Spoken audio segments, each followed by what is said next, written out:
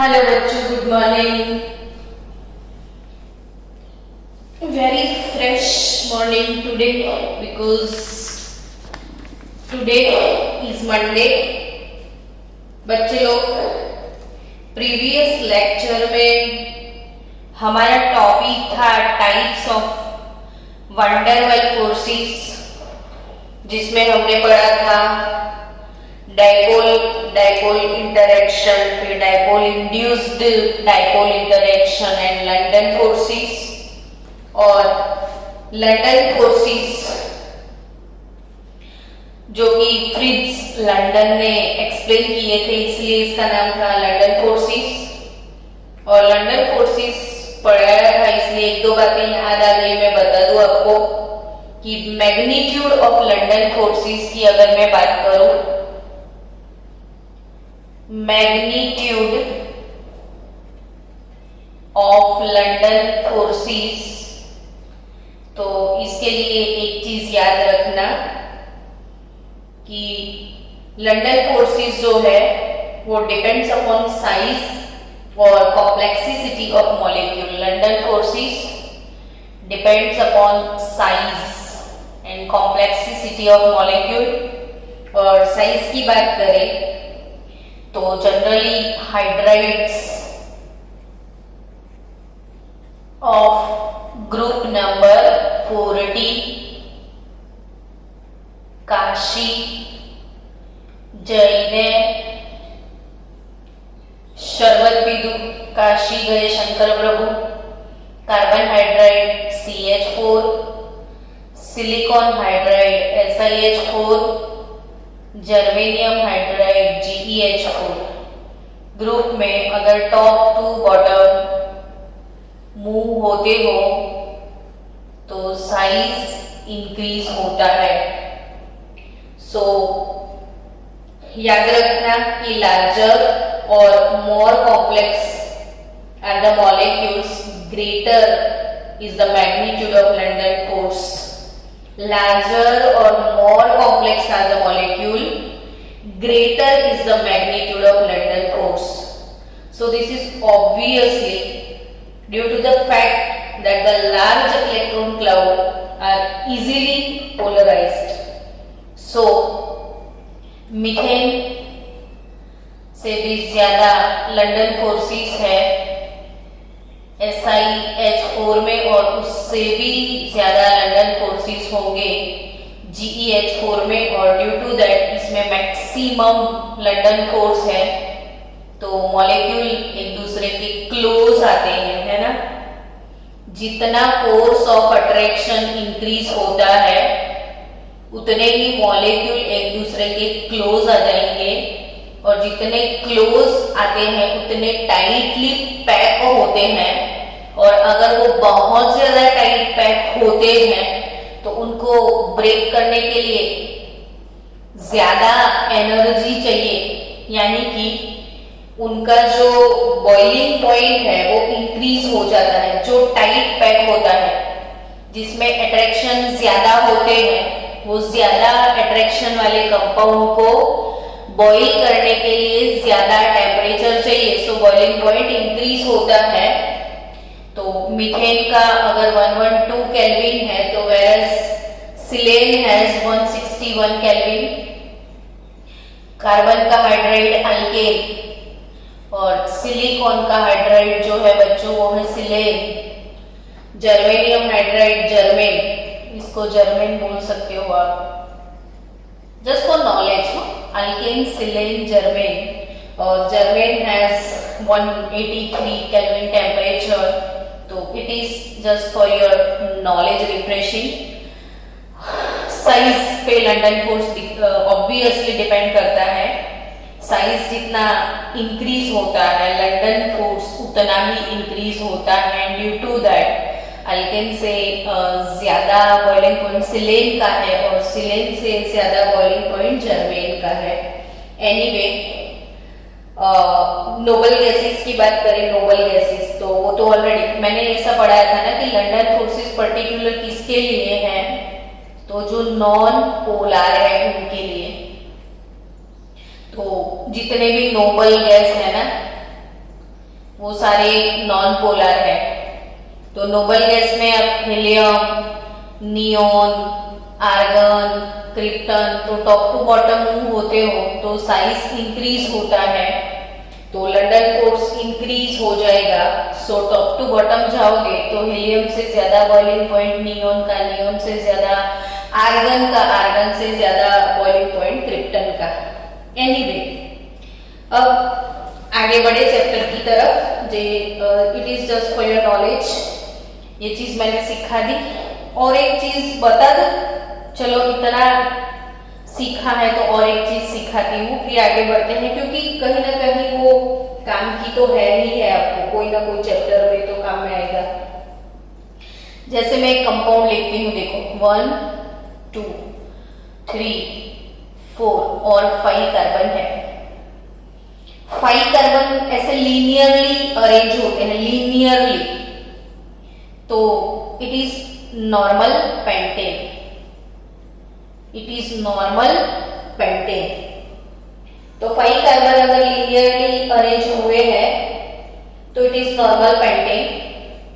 But अगर वही 5 carbon ऐसे अरेंज होते हैं तो इट इज नियोपेंटेन। चलो, इसके लिए, इसकी वजह से आपको सीखने तो मिला कि ये 5 कार्बन है, ये भी 5 कार्बन है, दोनों 5 कार्बन है, यानी दोनों का मॉलिक्यूलर फॉर्मूला सेम है, मॉलिक्यूलर फॉर्मूला सेम है, बट स्ट्रक्चरल फॉर्मूला दोनों का डिफरेंट है। ये स्ट्रक्चर लीनियर चेन है, ये ब्रांच वाला चेन है, तो it is branch chain, it is linear chain. अब हायर बॉइलिंग पॉइंट किसका है, नियो नॉर्मल पेंटेन का या नियोपेंटेन का? तो एक सिंपल सी बात कि देखो, इसका जो शेप है ना, बड़ा प्यारा सा सिंपल सा शेप है, और ये वाले शेप को आप कॉम्प्लिकेटेड शेप बोल सकते हो, है ना। ये कॉम्प्लिकेटेड शेप है और ये लीनियर है, तो ऑब्वियसली नॉर्मल पेंटेन जो है इसका शेप ऐसा है, ठीक है। तो जब उसका दूसरा मॉलिक्यूल उसके बाजू में आएगा तो ये कॉन्टेक्ट सरफेस बहुत अच्छा रहेगा दोनों का। देखो सरफेस कितना अच्छा है एक दूसरे के कांटेक्ट के लिए, तो ये मॉलिक्यूल 1, मॉलिक्यूल 2, मॉलिक्यूल 3, मॉलिक्यूल, मतलब मॉलिक्यूल काफी क्लोज आ सकते हैं due to this shape, linear shape.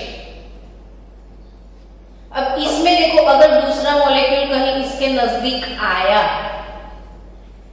तो ये ब्रांच जो है वो एक दूसरे से दूर कर देगी दोनों को, due to that intermolecular, molecule 1, molecule 2, there are 2 different molecule, so intermolecular distance are increases here, बहुत ज्यादा डिस्टेंस है, यानी ये एक दूसरे से दूर दूर हो जाते हैं, एक दूसरे के क्लोज आ जाते हैं। तो ये टाइट पैक होंगे, ये लूज पैक होगा, तो ये इजीली ब्रेक हो जाएगा, ये नहीं होगा। ये सीखना ही है आपको, हाइड्रोकार्बन चैप्टर में याद ही रखना है, तो क्यों ना अभी इंटरमॉलिक्यूलर अट्रैक्शन फोर्स में ही ये टॉपिक छेड़ दिया जाए। तो ये जो है बच्चों, ये लीनियर शेप है, तो एक दूसरे के क्लोज आ जाएंगे, और जब क्लोज होते हैं तो इनको दूर करने के लिए टेम्परेचर आपको एक्सेस प्रोवाइड करना पड़ेगा। 36.2 डिग्री जो सेल्सियस है, ये नॉर्मल पेंटेन का बॉइलिंग पॉइंट है, वेरएज नियोपेंटेन का 9.5 डिग्री। देखा आपने, 9.5 डिग्री पे ये बॉइल हो जाता है, इसको 36.2 डिग्री चाहिए। तो यू कैन फील हियर कि देखो, मैंने आपको आइस के 2 पीस दिखाए थे ना, आप घर पे एक्सपेरिमेंट करना, बहुत मजा आएगा। आप हाइड्रोजन बॉन्ड को फील कर सकते हो कि आइस क्यूब लो, 2 आइस क्यूब को ऐसे रखो तो वो तुरंत चिपक जाते हैं, और ये जो केमिस्ट्री का हाइड्रोजन बॉन्ड है वो जैसे ही चिपकता है तो ये ऑब्वियसली 2 क्यूब के बीच में हाइड्रोजन बॉन्ड का फॉर्मेशन हुआ, और ये आप फील कर सकते हो कि yes, this is the hydrogen bond, है ना। तो वही चीज है, आप अपना स्वेटर धोने के लिए डालोगे तो जल्दी नहीं सूखेगा, स्वेटर के मॉलिक्यूल जो है वो पानी के मॉलिक्यूल को छोड़ते नहीं है, क्योंकि दोनों के बीच में हाइड्रोजन बॉन्डिंग हो चुका होता है। तो ठीक है, ये नेचुरल चीजें जो हमारे आसपास है, जो हम देखते हैं, तो उनको फील भी किया जाए। तो एनीवे, ये वीडियो आप फिर से देखना, समझना, सोचना, सीखना, ठीक है ना। चलो आगे बढ़ते हैं। जरूरी नहीं है कि आप खाली टेक्स्ट बुक पढ़ो, थोड़ा नॉलेजेबल चीजें भी पढ़ो। वेट फॉर 1 मिनट कि वीडियो प्रॉब्लम में है। चलो, ये तो हुई इंटरमॉलिक्यूलर अट्रैक्शन फोर्स की बात। जरूरी नहीं है ना सिर्फ अट्रैक्शन फोर्स हो, क्या इंटरमॉलिक्यूलर रिपल्शन नहीं होते हैं, वो सोचना है। तो let's study the intermolecular repulsive forces. अगर ये मेरे पास हाइड्रोजन है, एक एटम और दूसरा एटम हाइड्रोजन है, तो कोई एक लेक्चर में मैंने एक्सप्लेन किया है कि इसका जो न्यूक्लियस है, इसका इलेक्ट्रॉन है, इसका न्यूक्लियस, इसका इलेक्ट्रॉन, याद है ना। तो जब दोनों एक दूसरे के ऐसे, एक हाइड्रोजन है, दूसरा हाइड्रोजन है, इन दोनों के बीच में अट्रैक्शन होता है, तो वो धीरे धीरे एक दूसरे के क्लोज आएंगे, है ना। लेकिन जब क्लोज आएंगे तो थोड़े क्लोज आके रुक जाएंगे, ऐसा नहीं होगा कभी। तो ये रुक क्यों जाते हैं? और ऑब्वियसली आपको पता है कि रुक जाते हैं ना, तभी तो दोनों के बीच का जो डिस्टेंस है उसी को तो हम बॉन्ड लेंथ बोलते हैं ना। तो ये कार्बन के कार्बन दोनों चिपक क्यों नहीं गए, दोनों के बीच में ये स्पेस क्यों छूटा? बॉन्ड लेंथ जो हमको मिला, स्पेस रहने का रीजन समझते हैं कि ये हाइड्रोजन है, उसका न्यूक्लियस है, ये इसके इलेक्ट्रॉन है, ये दूसरे एटम का न्यूक्लियस, ये इसके इलेक्ट्रॉन। अब ये दोनों क्लोज आ रहे हैं, क्यों आ रहे हैं? तो there are intermolecular attraction forces are there. Which type? So here this is the interatomic. अगर ये मॉलिक्यूल होता तो इंटरमॉलिक्यूलर। तो NaNB, फिर NaEA positive negative, sorry NaEB ये भी पॉजिटिव नेगेटिव, NbEA। तो ये NaEA,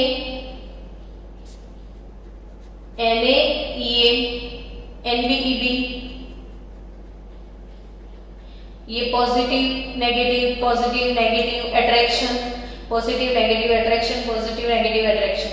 लेकिन जब क्लोज आते हैं तो positive positive repulsion, negative negative repulsion.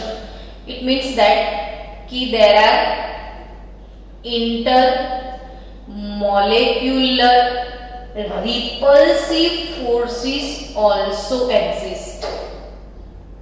Intermolecular attraction के साथ parallel intermolecular repulsive forces also there. So अगर ये close आ रहे हैं तो क्यों? क्योंकि intermolecular attraction है, तो इंटरमॉलिक्यूलर अट्रैक्शन के साथ रिपल्शन भी है। लेकिन याद रखो कि अट्रैक्शन जो है इसका मैग्नीट्यूड रिपल्शन से ज्यादा होता है। 1 2 3 4 है इसमें, रिपल्सिव 2 ही है सिर्फ। तो अट्रैक्शन वाले 4, रिपल्शन वाले 2, बहुत नाइंसाफी। कोई एक ज्यादा है, कोई एक कम है। सो जो ज्यादा होता है वही विनर होता है। तो इसकी वजह से ये 2 आते तो हैं क्लोज, फिर एक लेवल तक आके रुक जाते हैं, क्योंकि उसके अंदर रिपल्शन भी होता है। तो वो कहाँ रुकते हैं? तो जहां जो डिस्टेंस पे अट्रैक्शन फोर्सेस और रिपल्सिव फोर्सेस दोनों बैलेंस हो जाते हैं। जहां अट्रैक्शन और रिपल्सिव दोनों फोर्सेस बैलेंस होते हैं, उसी डिस्टेंस पे वो रुक जाते हैं। और हाइड्रोजन में Ha HB जो डिस्टेंस है वो है 74 पिकोमीटर। एक्चुअली ये केमिकल बॉन्डिंग में VB थियरी है, मैंने वही पढ़ा दी। आप पढ़ोगे ना VB थियरी तो पूरा समझ में आ जाएगा कि ये VB थियरी है, वैलेंस बॉन्ड थियरी। तो दो हाइड्रोजन के बीच में डिस्टेंस जो रह गया इक्विलिब्रियम डिस्टेंस वो 74 पिकोमीटर है, यानी कि इसकी बॉन्ड लेंथ 74 पिकोमीटर है। ऑब्वियसली अगर ये सॉलिड सब्सटेंस है और मुझे इच्छा है कि मैं इसको प्रेस करूं, कितना भी मुझे इच्छा है मैं इसको प्रेस करूं, नहीं होता है कोई, ये सॉलिड प्रेस नहीं होते हैं, सॉलिड सब्सटेंस कंप्रेसिबल नहीं होते हैं। तो वो क्यों नहीं होते हैं? तो वो इसलिए कि सॉलिड का ये पार्टिकल नंबर 1, सॉलिड का पार्टिकल नंबर 2, पार्टिकल नंबर 1 और 2 के बीच में एग्जैक्ट वही डिस्टेंस है जहां पे दोनों फोर्स बैलेंस हो चुके हैं। अब समझना, ये दो पार्टिकल है, मुझे इसको प्रेस करना है ऐसे, मैं ये इनको प्रेस करना चाहती हूं, लेकिन प्रेस क्यों नहीं कर पाऊंगी? क्योंकि इन दोनों के बीच में यहाँ पे रिपल्शन है। मेरी इच्छा है मैं प्रेस करूं, लेकिन अंदर से भी इन दोनों के बीच में जबरदस्त रिपल्शन है, इसलिए मैं प्रेस नहीं कर पाती हूं। इसलिए याद रखना, all solid substance are non compressible, all solid substance are non compressible, क्योंकि वही तो रुके हैं इनके मॉलिक्यूल जहां पे दोनों के बीच में दोनों फोर्स बैलेंस है, जितना अट्रैक्शन उतना रिपल्शन। अब इनको आप प्रेशराइज करोगे तो अंदर का भी प्रेशर है जो दूसरों को एक दूसरे से करीब नहीं आने देगा। तो हमारे प्रेशर वर्सेस इंटरमॉलिक्यूलर रिपल्शन होते हैं, तो वो हमको अलाउ नहीं करते हैं कि हम दोनों को क्लोज लेके आए। इसीलिए जितने भी सॉलिड सब्सटेंस है आर नॉन कंप्रेसिबल। क्या लिक्विड कंप्रेस होता है? तो आप बोलोगे कि हाँ मैडम, आपने तो बोला था कि सॉलिड की कंपैरिजन में लिक्विड में स्पेस ज्यादा होता है, सॉलिड की कंपैरिजन में लिक्विड में स्पेस ज्यादा होता है, और ज्यादा स्पेस है तो वो में भी कंप्रेसिबल हो सकते हैं। और ये लिक्विड की बात और गैस की बात करूं तो बहुत ज्यादा स्पेस है, तो ये कंप्रेसिबल होगा। तो यस, गैस बहुत ज्यादा कंप्रेसिबल है। आपके व्हीकल, ऑटोमोबाइल व्हीकल जितने भी हैं उनके पास टायर होते हैं, और टायर की ट्यूब में हम प्रेशराइज करके, प्रेस कर करके एयर भरते हैं। तो वो तो एक हमको पता ही है कि एयर, अच्छा बलून्स के अंदर हम एयर भरते हैं तो वो प्रेशराइज करके भरते हैं। घर में LPG गैस का बॉटल होगा, लिक्विफाइड पेट्रोलियम गैस, तो वो भी प्रेशराइज करके भरा हुआ होता है। तो बच्चों, जो गैसीय स्टेट है वो मैक्सिमम कंप्रेसिबल है। अब सोचो कि ये कंटेनर है, इसके अंदर गैस के पार्टिकल है, अगर इसका टोटल वॉल्यूम 100 ml है, अगर इसका टोटल वॉल्यूम 100 ml है, इसके ऊपर आपको प्रेशर डालने की इच्छा है। ये 100 ml वॉल्यूम 1 बार प्रेशर पे है। प्रेशर का यूनिट पता होगा, प्रेशर का यूनिट है बार, प्रेशर का यूनिट क्या है? बार। अब प्रेस करना है तो ये पिस्टन को पकड़ के मैंने ऐसे जोर से दबा दिया, यानी मैंने उसको प्रेशर अप्लाई किया, प्रेशर डबल कर दिया, 1 बार से इंक्रीज करके प्रेशर मैंने 2 बार कर लिया। 1 बार से इंक्रीज करके कितना प्रेशर दिया? 2 बार, यानी प्रेशर हमारा डबल हो गया, तो वॉल्यूम हमारा हाफ हो जाएगा, यानी ये 50 ml हो जाएगा। तो गैस एक ऐसा सिंपल सा प्यारा सा फिजिकल स्टेट है, उस बेचारे में प्रेशर का भी इफेक्ट होता है, वॉल्यूम का भी इफेक्ट आता है, टेम्परेचर का भी इफेक्ट आता है। तो प्रेशर, वॉल्यूम, टेम्परेचर ये तीनों के सबसे ज्यादा इफेक्ट अगर कोई दिखाता है तो ये अपना सिंपल सा प्यारा सा गैसियस स्टेट है। और तभी इस चैप्टर में हमको पढ़ना है गैसियस स्टेट के बारे में। तो गैसियस स्टेट जो है वो कंप्रेसिबल है। और अगर मैं लिक्विड की बात करूं, लिक्विड स्टेट की बात करूं, तो इसके लिए एक एमसीक्यू याद रखना आप कि 293 केल्विन टेम्परेचर पे अगर यही सिस्टम पे लिक्विड होता तो 100 ml अगर लिक्विड होता और प्रेशर मैंने डबल किया होता तो बहुत ज्यादा कॉन्ट्रैक्शन इसमें नहीं मिलता है। वो तो गैस में तो एक बार से हमने 2 बार किया, यानी ऑलमोस्ट डबल किया, तो वॉल्यूम हाफ हो गया। कितना सारा चेंज दिखने को मिला, इसीलिए बोल दिया कि ये कंप्रेसिबल है, because we can notice that the change in volume. और हियर आपको आपके घर में अगर आपको दूध लेने के लिए भेज दिया पापा ने, एक बर्नी दिया, 1 लीटर मिल्क इसमें रखा है, इसकी कैपेसिटी 1 लीटर से ज्यादा नहीं है। अब पापा बोलते हैं कि इसको दबा दबा के प्रेस करके 2 लीटर इसमें भर दे, तो वो पॉसिबल नहीं है। तो लिक्विड फेज के लिए याद रखना कि 1000 बार प्रेशर जब अप्लाई करो, 1000 बार, 1 बार से नॉट 2 बार, 1 बार से 2 बार नहीं, 1000 बार, यानी बहुत ज्यादा हुआ। तो जब 1000 बार प्रेशर अप्लाई करते हैं तब जाके 4% कॉन्ट्रैक्शन मिलता है। चीज याद रखना बच्चों, for MCQ 1000 bar pressure apply करोगे तो 4% कॉन्ट्रैक्शन मिलेगा, 4% कॉन्ट्रैक्शन मिलेगा। चलो दूसरी बात, अब आपको ये समझाना है कि अगर ये सॉलिड सब्सटेंस है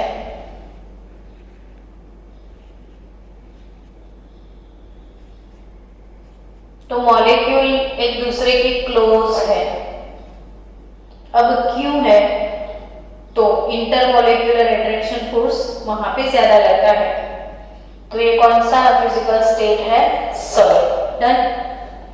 अब अगर बच्चों कहीं आपने सॉलिड को गर्म कर लिया, यानी टेम्परेचर दिया, तो टेम्परेचर देने की वजह से होता क्या है? तो ये जो मॉलिक्यूल है या एटम बोलो उसको, ये हीट को एब्जॉर्ब कर लेगा। और जब ये हीट एब्जॉर्ब करेगा तो उसकी काइनेटिक एनर्जी इंक्रीज हो जाती है। मतलब देखो, अभी ऐसे शांत से बैठा है, ये एक मॉलिक्यूल है, शांत से बैठा है। जैसे इसके अंदर टेम्परेचर आएगा ना, इसका वाइब्रेशन ऐसे शुरू हो जाएगा। तो अब जितने भी मॉलिक्यूल गर्म करने की वजह से वाइब्रेट करने लगेंगे तो दोनों के बीच में ऐसे कॉलिजन होने लगेगा। जो पहले ऐसे स्टेशनरी था, अब काइनेटिक एनर्जी आ गई तो कॉलिजन हो जाएगा, तो पूरा सिस्टम खराब हो जाएगा। यानी कि जो इतनी प्यारी सी अरेंजमेंट में थे वो सब अरेंजमेंट टूट गई, ये अनइवन हो गए, हिलते हिलते। पूरे क्लास में सब बच्चों को बेंच पे अच्छे से बिठाया जाए और बच्चे मस्ती करने लगेंगे तो क्या आपको लगेगा कि अरेंजमेंट ऐसा दिखेगा? नहीं ना। तो वैसे ही ये सॉलिड मेल्ट हो जाता है टेम्परेचर की वजह से और लिक्विड कंडीशन में आ जाता है। और ये जो क्यों हुआ? तो because of this thermal motion. Temperature यानी टेम्परेचर के रिलेटेड कोई भी चीज है तो थर्मो वर्ड लगता है। देखो, लक्स की थर्मो है, thermos flask, thermal power station, तो वो टेम्परेचर हीट के रिलेटेड टर्म है। तो इसीलिए ये वाली जो मोशन है बच्चों, इसको बोला जाता है थर्मल मोशन। कौन सी मोशन है ये? Thermal motion. तो due to this thermal energy, इनको थर्मल एनर्जी प्रोवाइड किया है, तो इनके अंदर थर्मल मोशन आ गई। थर्मल मोशन की वजह से स्पेस अपना जो पोजीशन था वो सबने चेंज कर लिया। रेगुलर अरेंजमेंट था वो इररेगुलर हो गया और सॉलिड जो था वो लिक्विड बन गया। और आप और भी टेम्परेचर और भी थर्मल एनर्जी प्रोवाइड करोगे तो ये तो ऐसे हो जाएंगी जहां मैं तो कंटेनर में भी नहीं रहूंगा, ये बाहर उड़ने लगेंगे। ऐसे कितने शांत बैठे थे वो दूर दूर चले गए। एटलीस्ट ये कंटेनर में तो है, ये तो इससे भी हाई काइनेटिक एनर्जी आ जाएगी तो ये सरफेस छोड़ के ऐसे बाहर चले जाएंगे। तो वही फेज होता है अपना गैसियस फेज। तो बच्चों, the most important factor, the most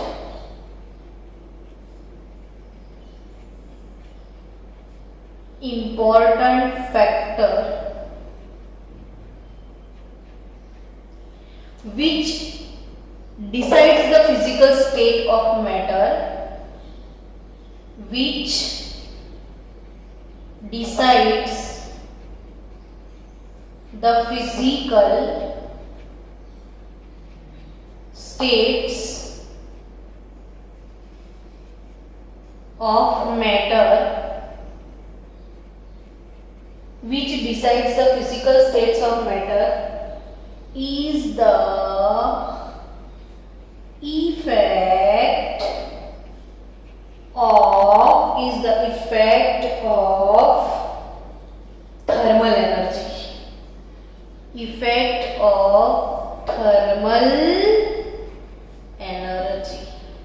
आपके पास कितना थर्मल एनर्जी है, बहुत ज्यादा थर्मल एनर्जी है तो आप गैस हो, बहुत कम थर्मल एनर्जी है तो आप सॉलिड हो। तो थर्मल एनर्जी ऑन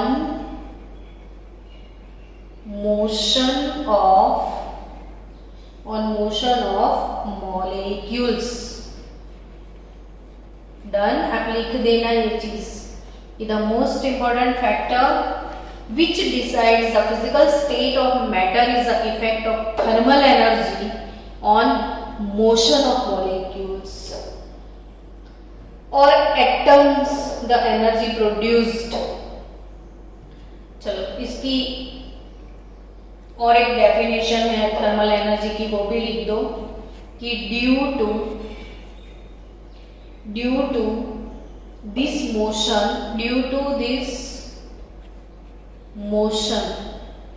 मोशन से ही तो इमोशंस आते हैं। ये डायलॉग तो आपने वैसे भी सुना है। मेरे दो हाथ के बीच में मैं ऐसे मोशन कर रहा हूं, आप करके देखना ये चीज कि ये इन दोनों के बीच में ऐसे मोशन करवाओ तो आपके हाथ गर्म हो जाएंगे।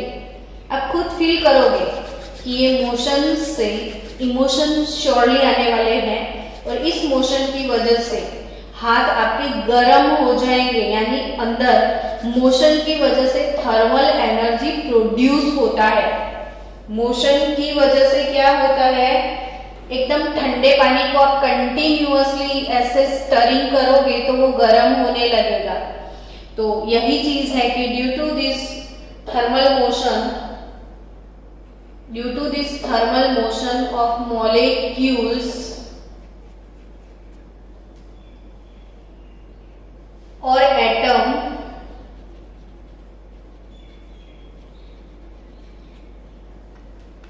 the energy produced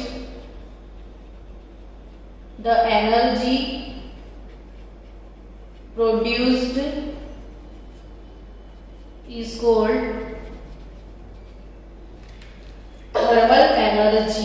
तो थर्मल एनर्जी क्या होती है, तो मोशन की वजह से जो एनर्जी प्रोड्यूस होती है उसे क्या बोलोगे आप, थर्मल एनर्जी। और thermal energy depends on the temperature of the substance. So बच्चों, अब आप समझ गए कि inter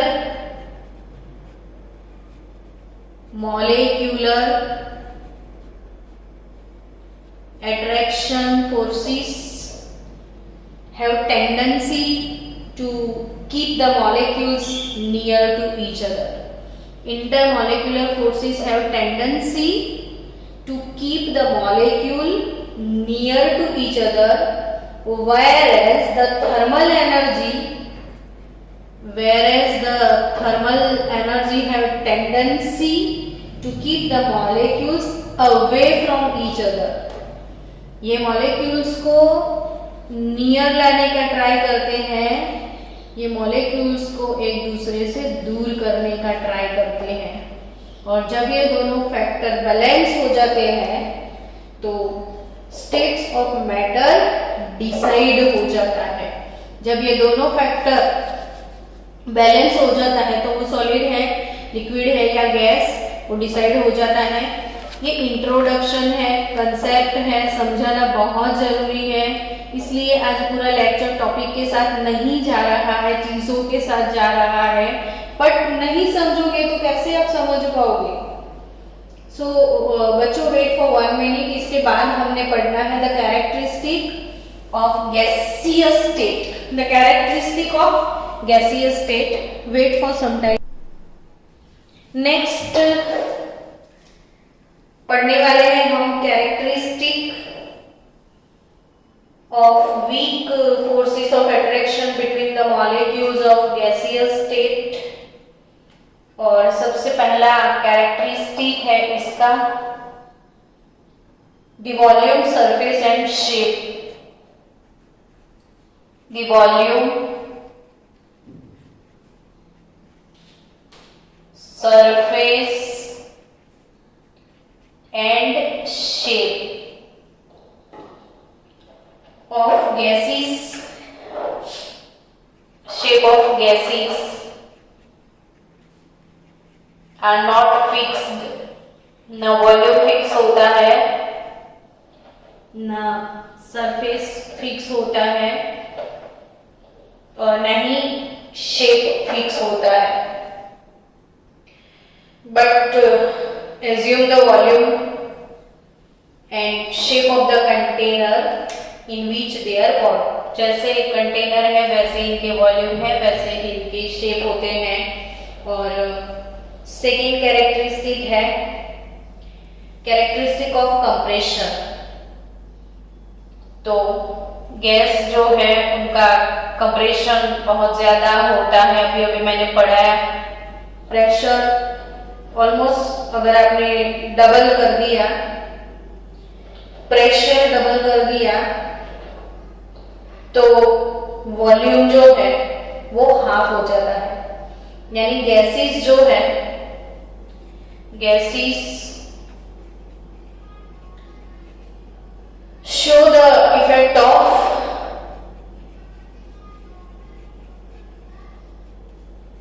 pressure, volume, temperature, everything. तो gases shows the effect of pressure, volume, temperature on them। and third characteristic की बात करें, वैसे गैस की कैरेक्टरिस्टिक तो बहुत इजी है आपके लिए, लेकिन मुझे सिखाना पड़ेगा। and the gaseous molecules exert equal pressure in all direction। अगर आपने गैस को एक कंटेनर में भर दिया है तो गैस के पार्टिकल जो है ये कंटेनर की वॉल के साथ कंटिन्यूअसली कॉलिजन करेंगे। वो ऐसे कंटेनर को मारेंगे, बहुत पीटेंगे कंटेनर को कि मुझे बाहर जाना है, मुझे जाने दो, जाने दो, जाने दो। बाहर जाने के लिए कूदते रहते हैं, कंटेनर को पीटते रहते हैं, और इसकी वजह से प्रेशर पैदा होता है। तो गैस के जो पार्टिकल है वो प्रेशर एक्सर्ट करते हैं, लेकिन equal pressure in all direction and expansion in all direction equally. Room के बीच में अपने परफ्यूम का बॉटल खोला तो वो जो स्मेल है वो पूरे रूम में इक्वली फैलती है। ऐसे नहीं कि आगे की डायरेक्शन में जाएगी स्मेल, पीछे की डायरेक्शन में नहीं आएगी, वैसा नहीं।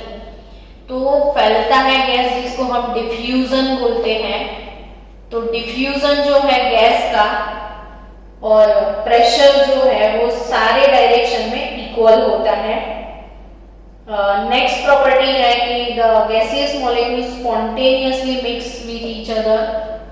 नाइट्रोजन गैस, ऑक्सीजन गैस दोनों के पार्टिकल को अगर एक सेम कंटेनर में रख दो तो वो होमोजीनियस मिक्सचर प्रिपेयर करेंगे। बहुत आसानी से मिक्स इसलिए हो जाते हैं क्योंकि आपने 9th में पढ़ा होगा कि गैस के पार्टिकल्स के बीच में बहुत सारा स्पेस होता है।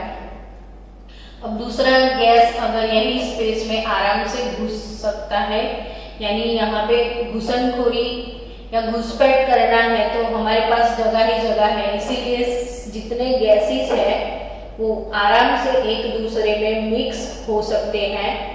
और डेंसिटी की बात की जाए तो गैस की डेंसिटी सबसे लो होती है, सबसे ज्यादा डेंस सॉलिड होता है, उससे थोड़ा डेंस लिक्विड और गैस वेरी लो डेंसिटी।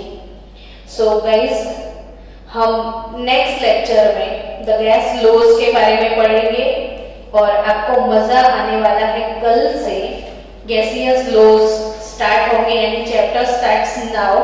ये 2-3 दिन से तो चल रहा था इंट्रोडक्शन, तो अब पूरा चैप्टर कल से शुरू होगा। द गैस लॉज वो कल पढ़ेंगे, ठीक है ना।